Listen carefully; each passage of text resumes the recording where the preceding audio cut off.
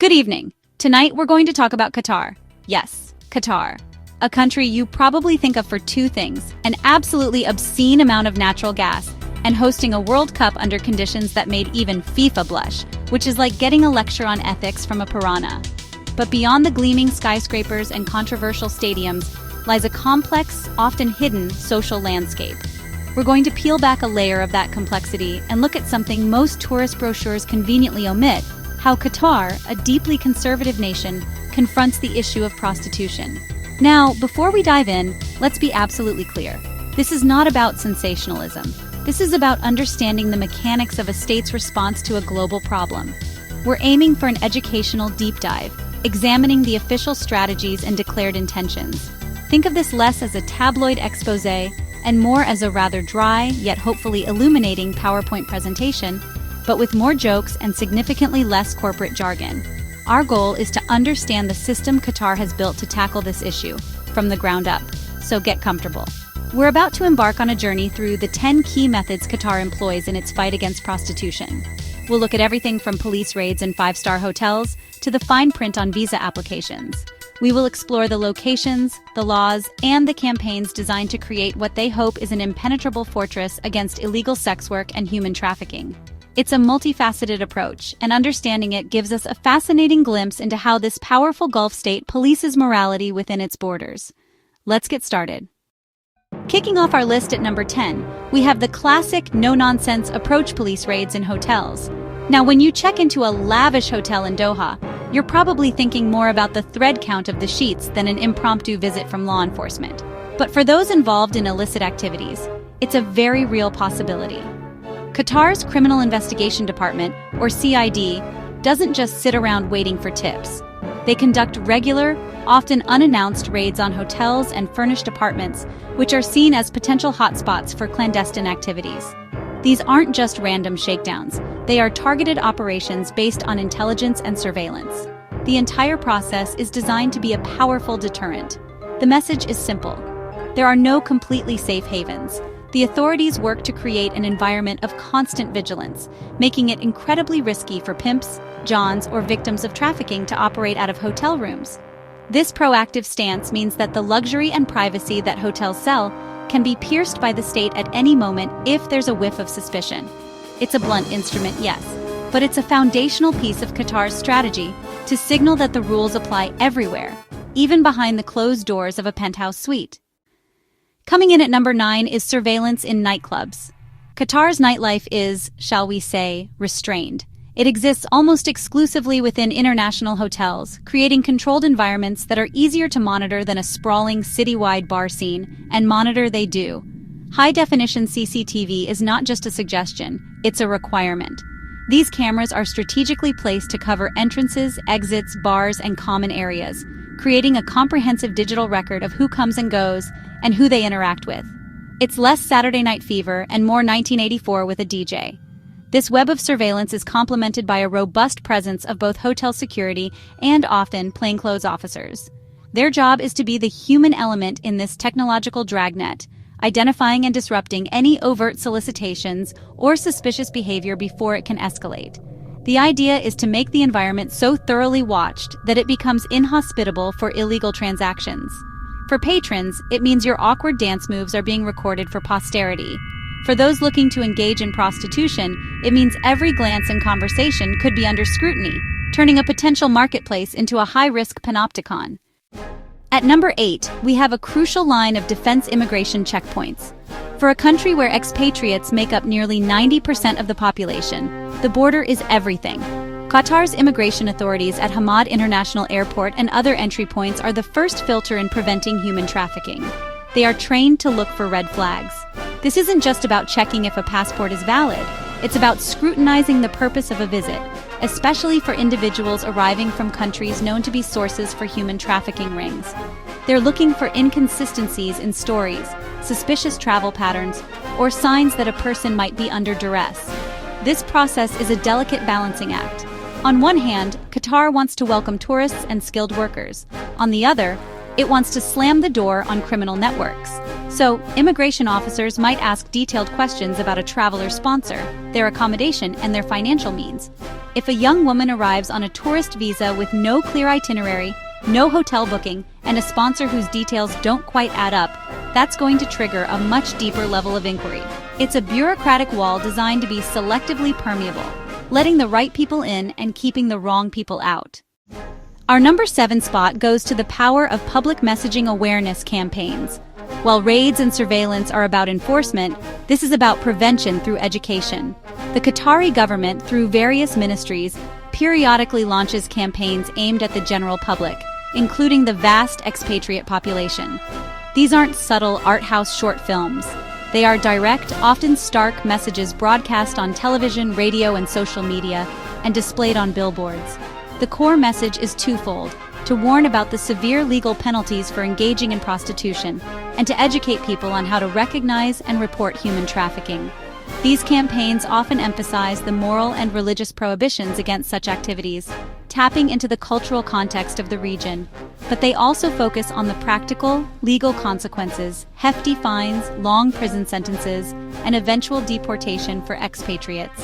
For a population where most people are guest workers, the threat of deportation is a particularly powerful deterrent.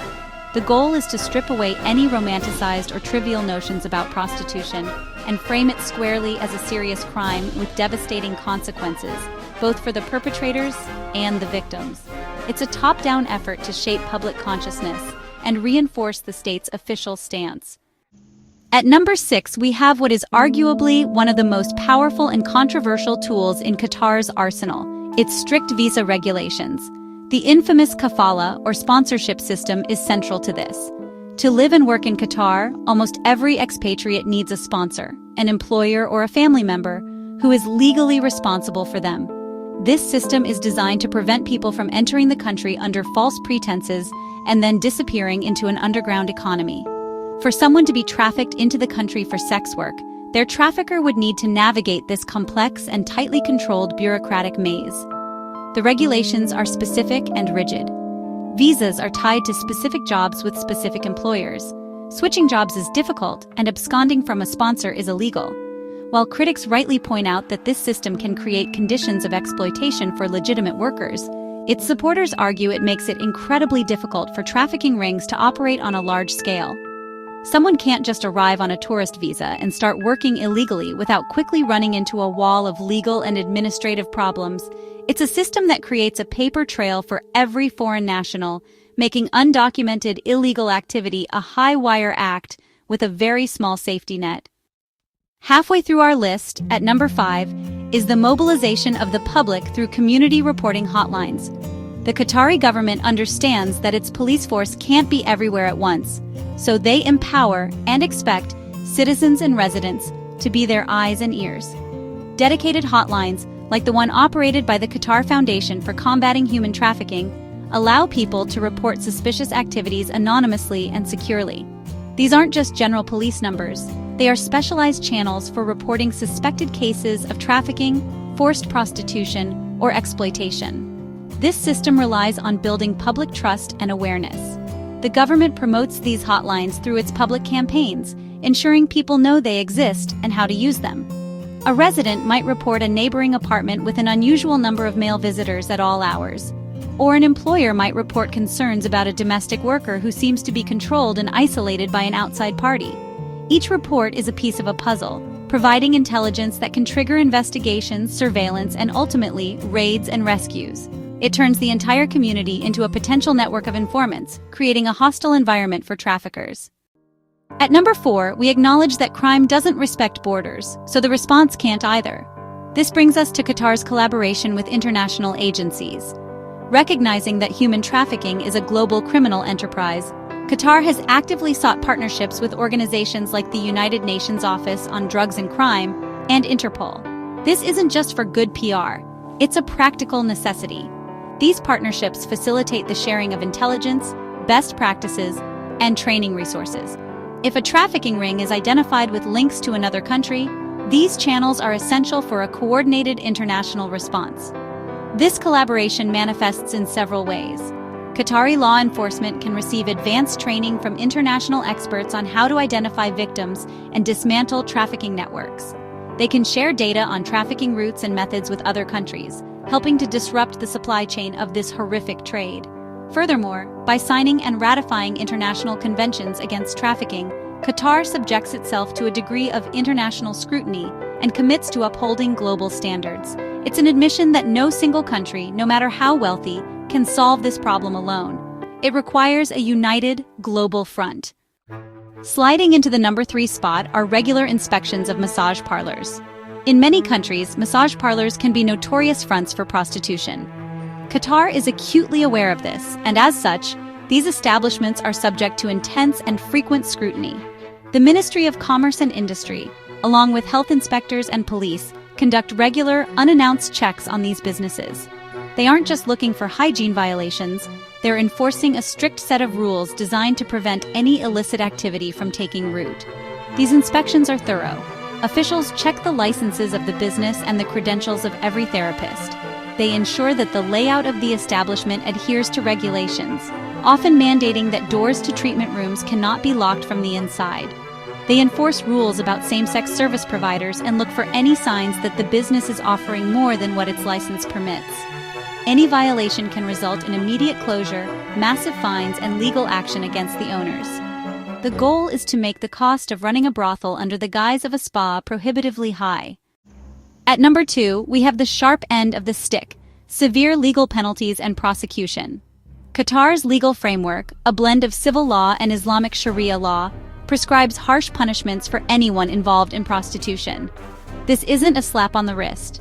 For those convicted of soliciting, procuring, or running a brothel, the penalties include long-term imprisonment, sometimes for several years, followed by deportation for any non-Qatari nationals. The law makes no apologies for its severity. It is designed to be a powerful deterrent.